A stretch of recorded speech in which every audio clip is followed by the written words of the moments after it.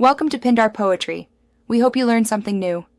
You start by confirming prerequisites: Android Studio, Firebase account, and the Firebase CLI. Open your Android project, then create a Firebase project in the console and enable email or Google sign-in. Once done, download Google Services. JSON and place it into AppSlash. Make sure you add the Google Services plugin and Firebase BOM to build. Gradle files. This ties your app to Firebase. Without it, the SDK won't connect. Now sync Gradle so dependencies are ready, and your app is compiled with Firebase. Next, implement the authentication flow. Add Firebase Auth via the BOM to your module build. Gradle and sync. Initialize Firebase Auth in onCreate. This gives you the auth instance used across activities.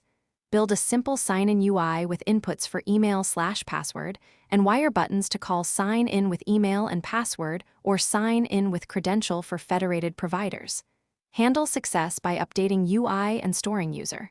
UID. Handle failures with specific messages. Also implement sign out and add an auth state listener so the app reacts when users finalize by thoroughly testing.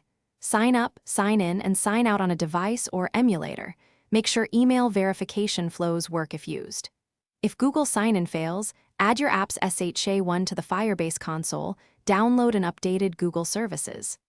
JSON and resync. If things go wrong, check Firebase logs and confirm your package name, signing certificate, and internet permission are correct. One key troubleshooting tip.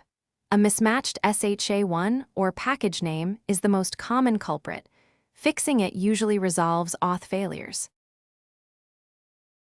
Thanks for watching. Consider subscribing if we helped you.